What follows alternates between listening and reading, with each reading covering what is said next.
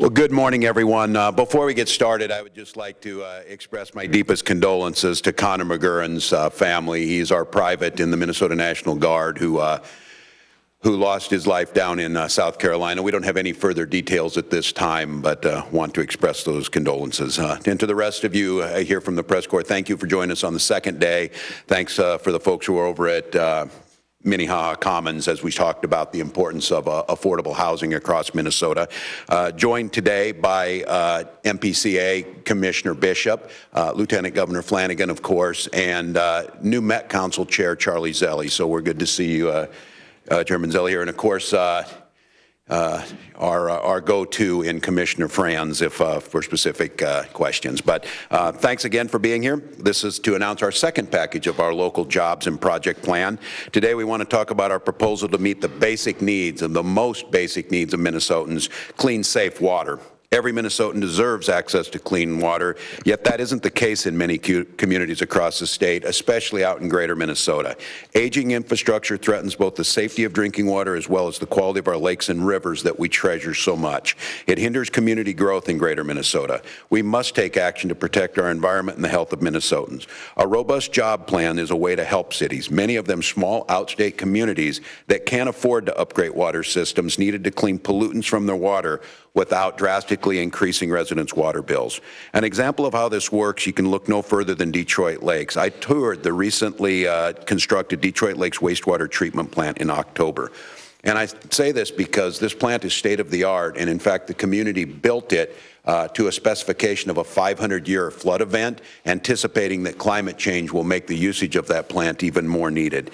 The original was built in 1929. The city's wastewater treatment plant was dumping phosphorus into nearby lake. The pollutant caused excessive plant growth and toxic algae blooms, threatening public health and the recreational value of one of premier lakes.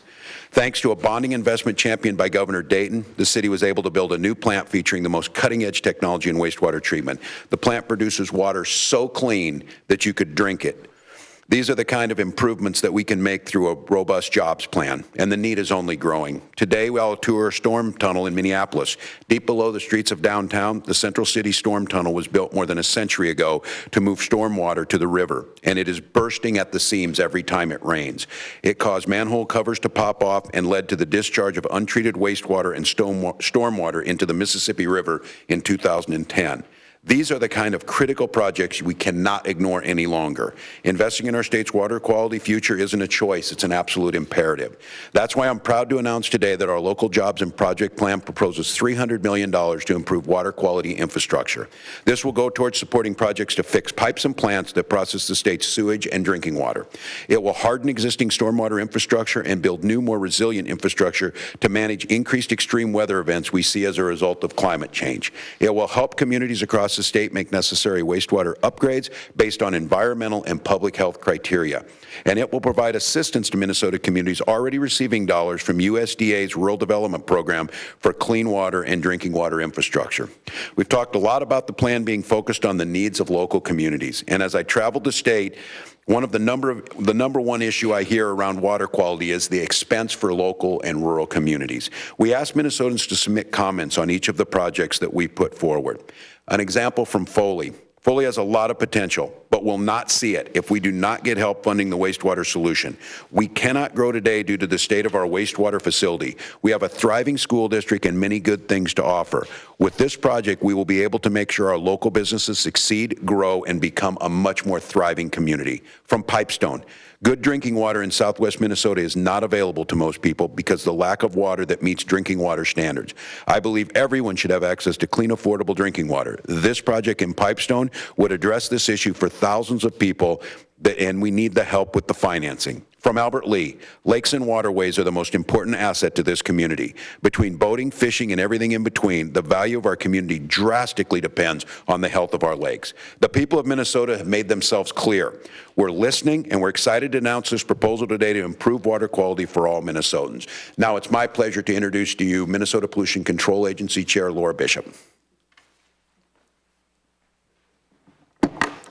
Thank you, Governor.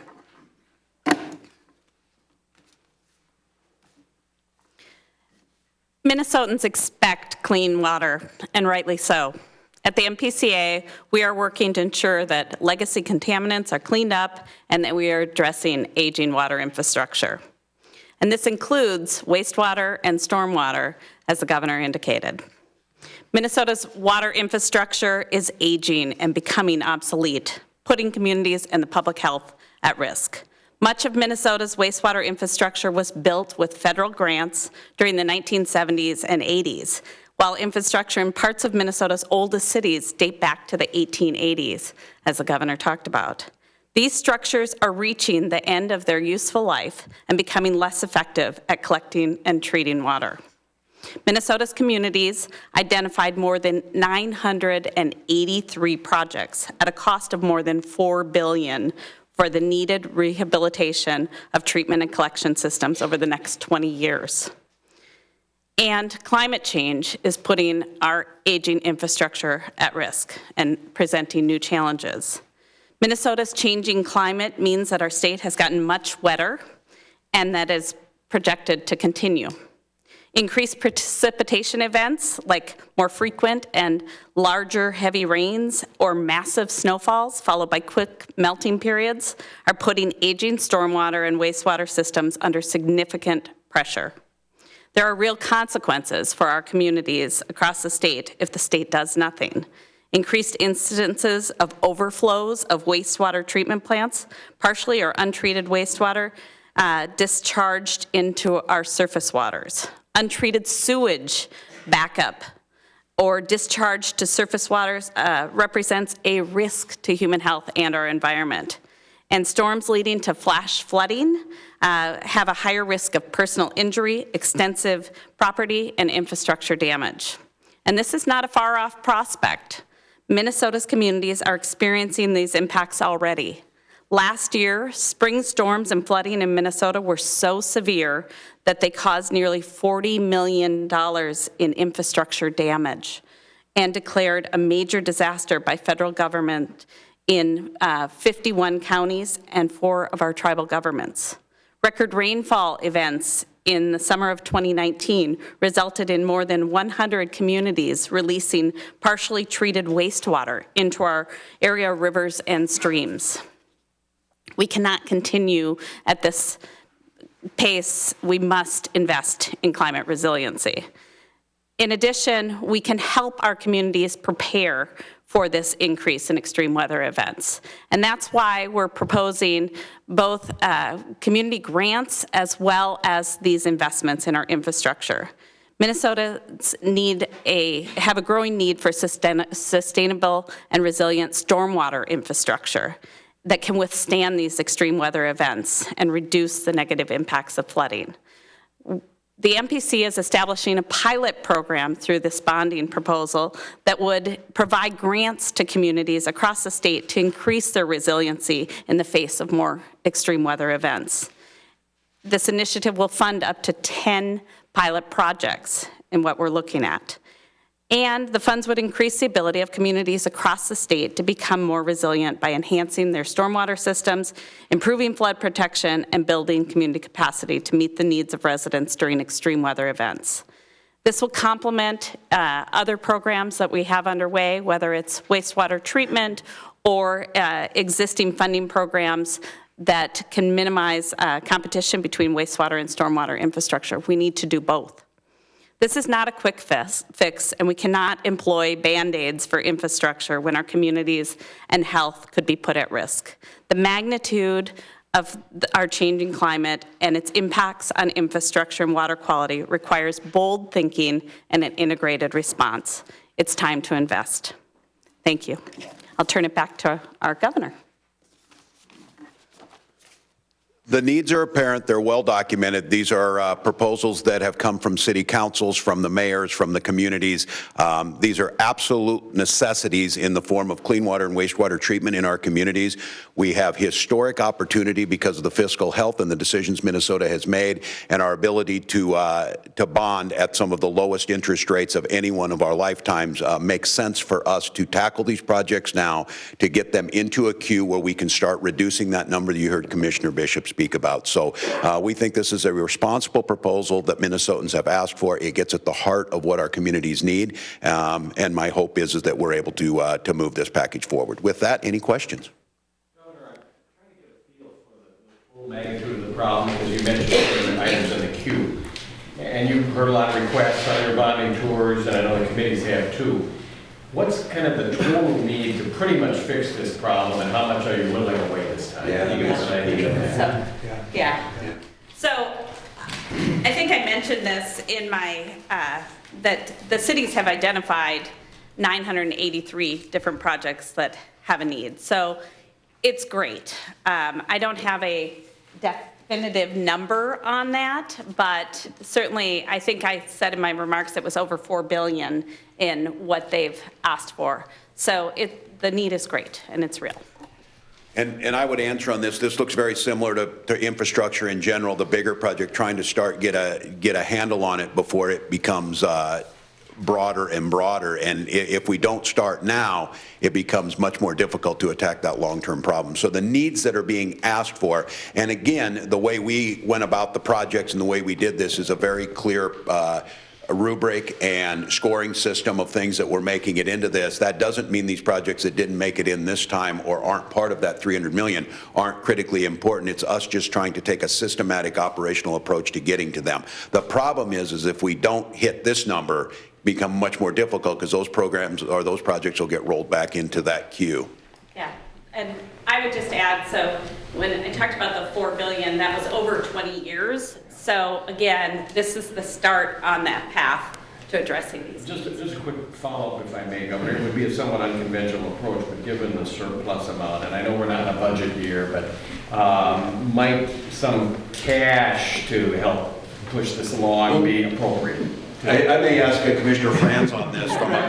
The reason I ask is, and I'll have him come up here, is the business proposal. We've had this discussion because it's a legitimate point that gets brought up by Minnesotans, but I think both from the idea of coming up with cash or leveraging your cash to buy your home is a pretty difficult proposition, especially at low interest rates. So Commissioner, we talk about this often.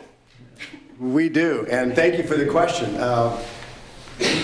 One of the things that we like to do in managing the financial affairs of the state is to utilize those tools that best make sense. And one of the goals, as the governor mentioned, like when you finance your home, we have a revenue stream that we can leverage to invest in more and more projects. So the more we utilize that revenue stream, more we can afford the debt service and then use that to engage in large capital expenditures. That's how you invest. That's how businesses invest in capital expenditures. So cash is really important, and we need to treat that very, very carefully. I know the governor will, but in terms of capital investments, this is the really smart way to invest for the future.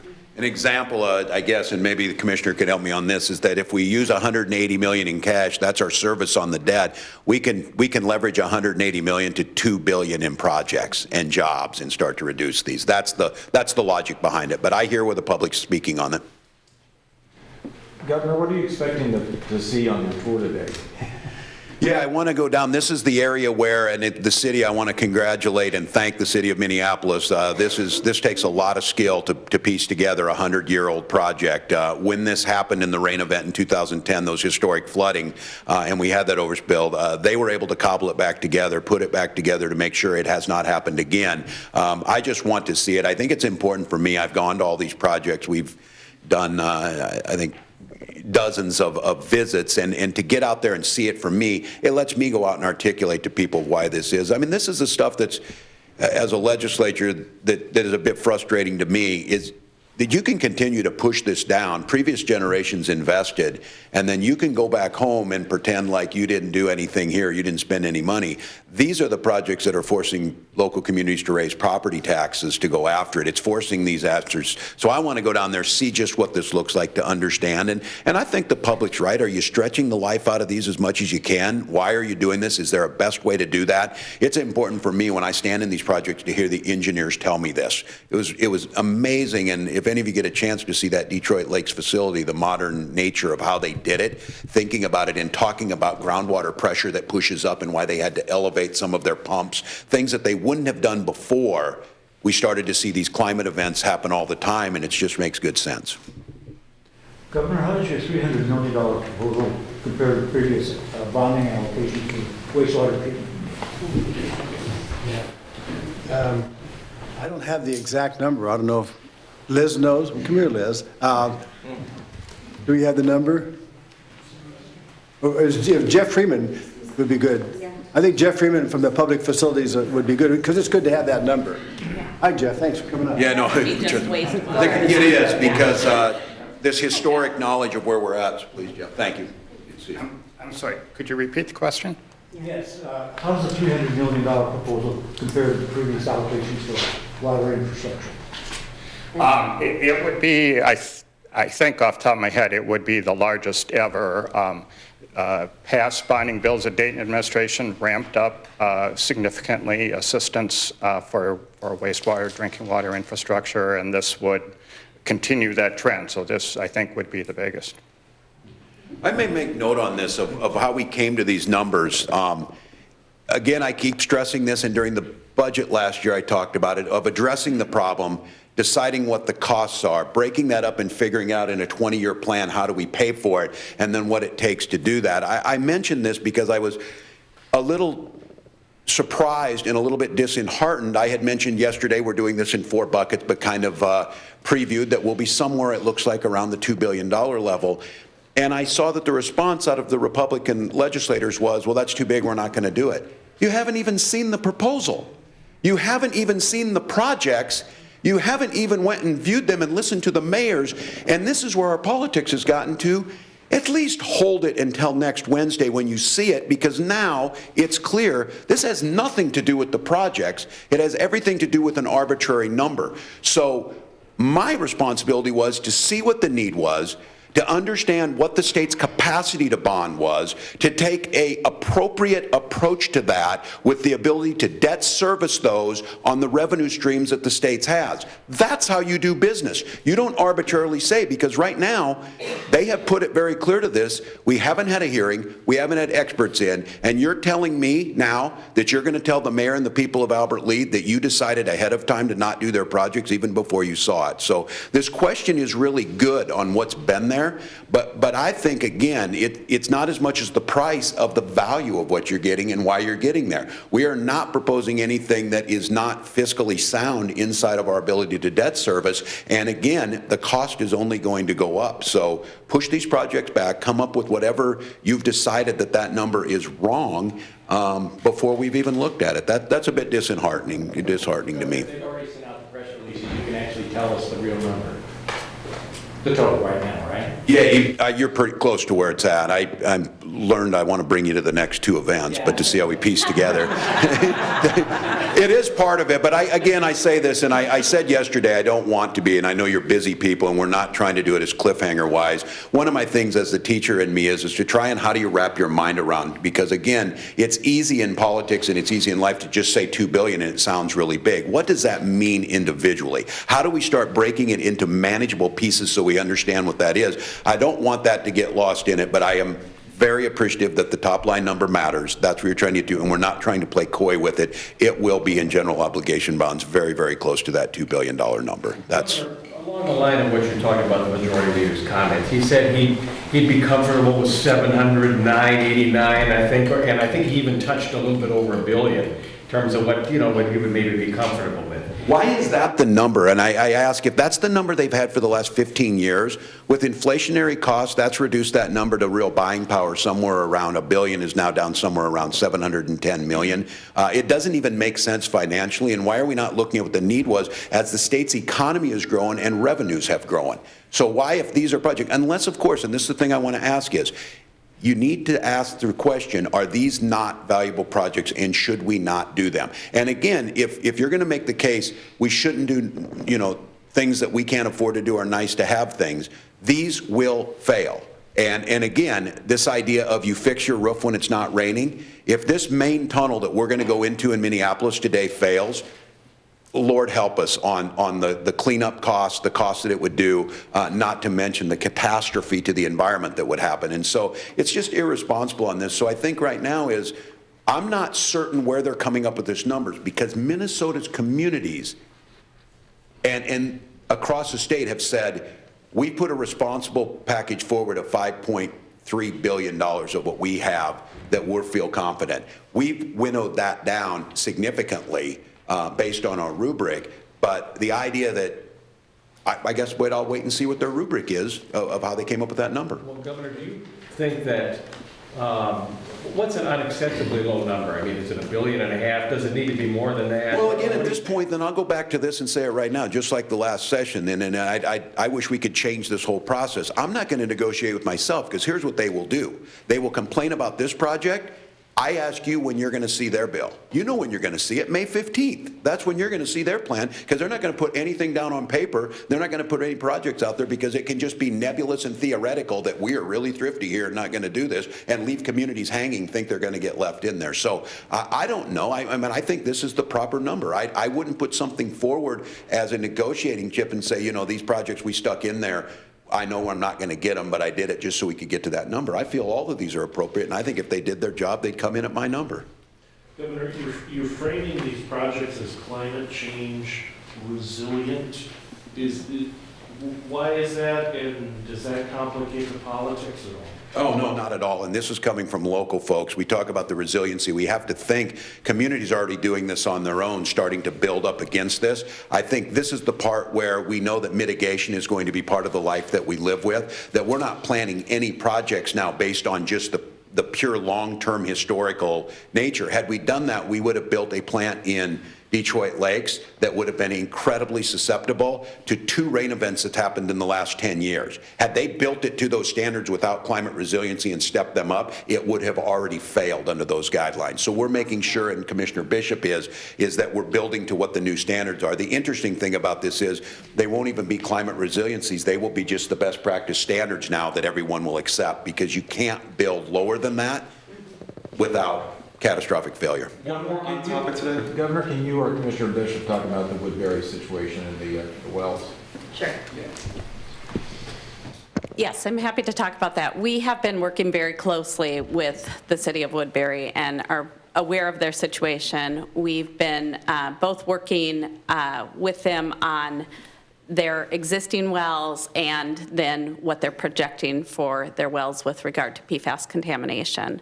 This will fall under the 3M settlement funding, and that is what we're looking at for all of these metro, and going through on how that $750 million will be allocated to cities. But this type of project, which is definitely, they're planning for this temporary well with the idea that come summer they're going to need this to be able to serve their residents. So we have been looking at how we would invest in that project and a more substantial system for them in the future, but that is under that umbrella of the $750 million from the 3M settlement. So they won't be competing for this project, they won't be competing with other bonding projects? This would not be through the bonding dollars. This is a temporary solution that they're looking at that then would, that from what I understand, but then would fall under the 3M settlement dollars. And this is an exact reason for exactly what we're doing, and I think I would be naive to not think Woodbury, unfortunately, will not be the last community, and it will not be the last of these starting to show up. And when it starts to, and this is a good point the Commissioner made, of those that may not fall under the 3M settlement but are in the same point where their drinking water are contaminated with PFAS or others. That's right. Yes. And so that's what we're looking at with all of these treatment plants, is how we can address emerging contaminants, and so PFAS being one of them, but that's why the investments in wastewater treatment and drinking water treatment is so vital. Folks, we have just a couple minutes for off-topic takes. We got to get the governor over to Minneapolis. Governor, the Republicans Monday morning are going to roll out their agenda for the 2020 session. I don't know whether they'll talk about bonding, but I suspect the majority leaders will say something about Social Security and possibly reducing state taxes or eliminating state taxes on Social Security benefits. Your thoughts on that? Yeah, it's another year, so that's what they'll do, and we certainly we hear on that. Minnesota, of course, exempts a large portion of our taxpayers. Roughly 70% are exempt from Social Security tax as it stands. This was part of a discussion that was in the last budgeting cycle. That is probably one that they certainly are valid, and I'm interested in talking with them about it. But that's probably best left for a budget cycle of 2021 to bring up. I do know that, again, that we did do a middle-class tax cut in the last cycle. We had business tax cuts in the last cycle. That is one tool. It is certainly not the only one. The one thing I would say is that we're already starting to see the needs, and I think it'll be interesting to see response today because of yesterday's $276 million proposal on affordable housing that stretches to all corners of the state, and today's $300. That pretty much sounds like to me of what they're proposing eats up their entire proposal. So I would be interested to how they're going to try and to make that there. But I'm open to it. We'll hear it. I'm glad they're going to put on agenda. Any tax reductions? We did the tax bill last year, and we did that, and we saw a middle-class tax cut, and I'm kind of unsure why they don't want to tell people that. It's almost as if they don't want them to know that I signed a tax cut and helped articulate that. But that's where they come from. We're in solid financial shape. Again, I have said this from the beginning. I will not take a position against something before I hear it. So as far as it goes, if it's Social Security or whatever, I'd be interested to hear it. But I think they made the point last year that it was a budget year and we dealt with budget and taxes and we didn't want to do bonding. And they said we will only do bonding the next year. And so I think that's where we're focusing. Speaking of climate change, there are some youth climate activists that are asking to have a meeting with you. Are you planning a meeting with them? And I think so on my schedule. Yeah, and I've met with this group before earlier in the year. That I think we've got some folks that are active, and I encourage that. And if my schedule's working, they let me know. Yeah, it's on my schedule. On their list of demands, one of them is asking the state to divest from fossil fuels. Do you have a response to that? What I've said is the State Board of Investments has led on this. We're one of the first few states where we commissioned a report on what this looks like. My role as one of the people who sit on the State Board of Investments is fiduciary responsibility to the state, but also looking long-term about what that means. So the state has that proposal. We had that delivered last month, and we will be having briefings by the outside group that put that together to start thinking about what that looks like. So I think both from a climate perspective and from a fiscal responsibility perspective, it behooves us to understand what that looks like and how do you get there in a systematic manner. So I think they're exactly right in the space where we're starting to talk about how does that look. Vikings? Yeah, I think we win 28-17. I keep saying that. I just think our defense is good enough, and Thielen's injury was a cut, not a sprain, which is good. Tough guy. He'll get the stitches and be out there, so it matters. I feel like I should bet with Nancy Pelosi or something on that from San Francisco. So we're winning. So thank you, everybody. Thanks, folks. See you down in the tunnel.